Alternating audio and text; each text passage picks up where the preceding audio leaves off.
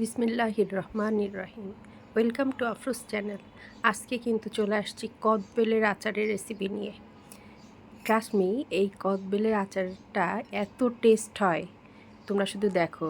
এই কদবেলের আচারের জন্য যা লাগবে সেটা হচ্ছে একদম গাছ পাকা কদবেল।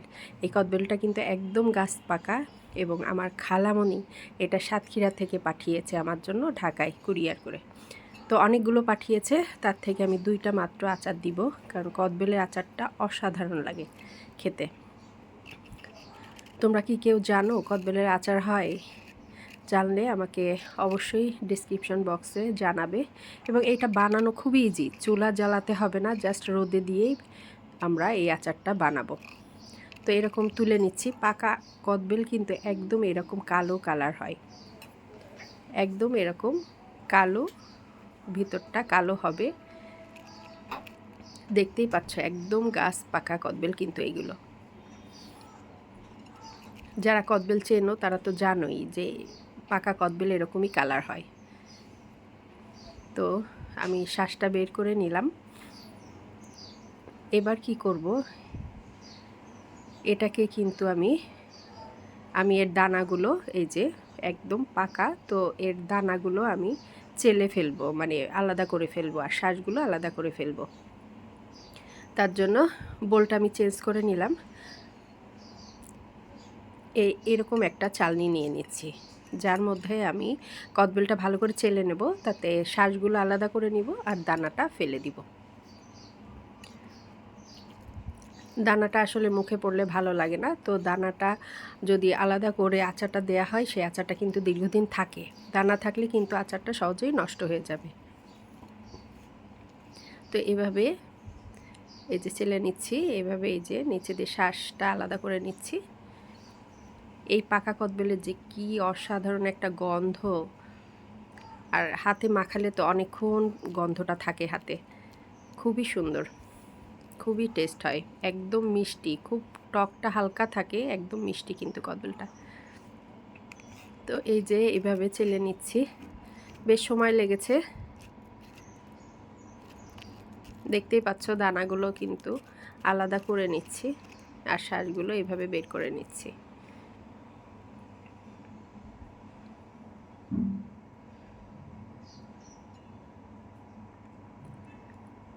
আমি কিন্তু এর মধ্যেই অনেকগুলো আচারের রেসিপি দিয়েছি, জলপাইয়ের 2 রকম আচারের রেসিপি দিয়েছি। এই যে দানাগুলো আলাদা করে নিলাম, এবার এই দানাগুলো ফেলে দিব, দিয়ে আচারটা তৈরি করব। আচ্ছা, যা বলছিলাম, জলপাইয়ের 2 রকম আচার দিয়েছি, কাঁচা তেঁতুল, কাঁচামরিচের আচারের রেসিপি দিয়েছি। তোমরা চাইলে ডিসক্রিপশন বক্সে আমি এর লিঙ্কগুলো দিয়ে রাখবো। ওকে, একদম ঝামেলা নাই, কদবেলের আচারটা বানানো যেমন সহজ তেমনই টেস্টি।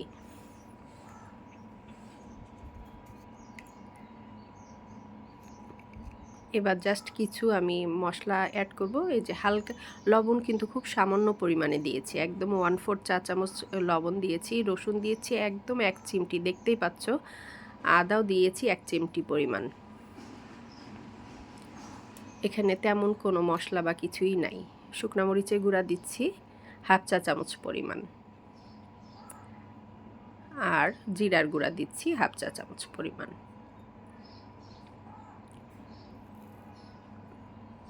এখানে চিনি দিয়ে দিচ্ছি। আচারটা একটু মিষ্টি মিষ্টি হবে,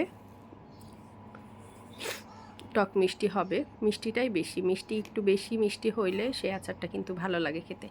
খুব বেশি মিষ্টি না, মানে আমার পরিমাণ মতো দিয়েছি, তোমরা যে যার টেস্ট অনুযায়ী দেবে।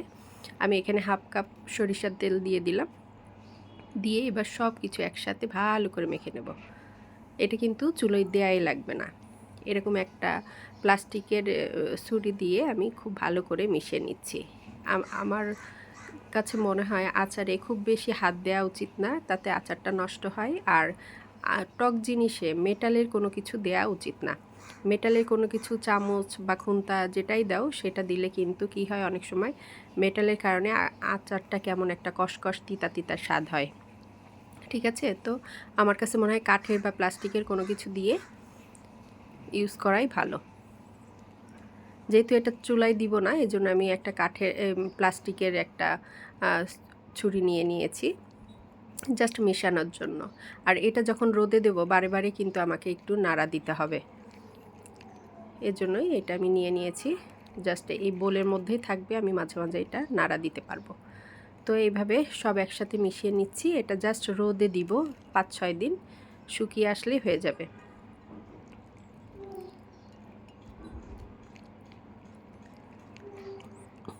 এই আচারের রেসিপিটা কিন্তু আমার খালামণির, সে যে খালামণির তার কাছ থেকে আমি নিয়েছি। খালামণি আমাদেরকে প্রত্যেক বছরই আচার খাওয়ায়, খুবই টেস্ট হয় এই আচারটা, কদবেলের আচারটা। এখন কিন্তু বাজারে কদবেল অ্যাভেলেবেল আছে, আর এই সময় যে কদবেলটা পাওয়া যায় সেটা কিন্তু আসলে গাছ পাকা কদবেল। একটু দেখে কিনবে যাতে পচা না পড়ে। এই যে এরকম একটা নেটের প্যাকেট দিয়ে আমি জাস্ট ঢেকে রোদে দিয়েছি। এই যে 3-4 দিন রোদে দেওয়ার পরে কিন্তু আমার এরকম একটা শুকিয়ে গিয়েছে, দেখছোই তো। এটা একদম শুকিয়ে যাবে এবং হাতে নিলে তেল তেল মনে হবে, তখনই বুঝতে হবে যে এটা হয়ে গেছে, আর রোদে দেওয়ার দরকার নেই। দেখতে পাচ্ছ একটু তেল তেল মতো ভাব আসছে। আরও 2 দিন রোদে দিব, দিয়ে এটা আমি বয়মে তুলে ফেলব। এই যে কাচের এরকম একটা জারে তুলে ফেলছি, ছোট্ট একটা জারে। যেহেতু 2টা কদবেলের অল্প একটু আচারই হয়েছে, কিন্তু খুবই টেস্ট হয়। যাক, নর্মাল ফ্রিজে রেখে এটা সারা বছরই খেতে পারবে, এবং আমার কাছে মনে হয় আনসিজনে যখন কদবেল পাওয়া যায় না তখন খেতে এটা বেশিই টেস্ট লাগবে, তাই না? ওকে, তো যারা দেখছো আমার চ্যানেলটা অবশ্যই সাবস্ক্রাইব করে দিবে। ওকে, থ্যাংক ইউ, আসসালামু আলাইকুম।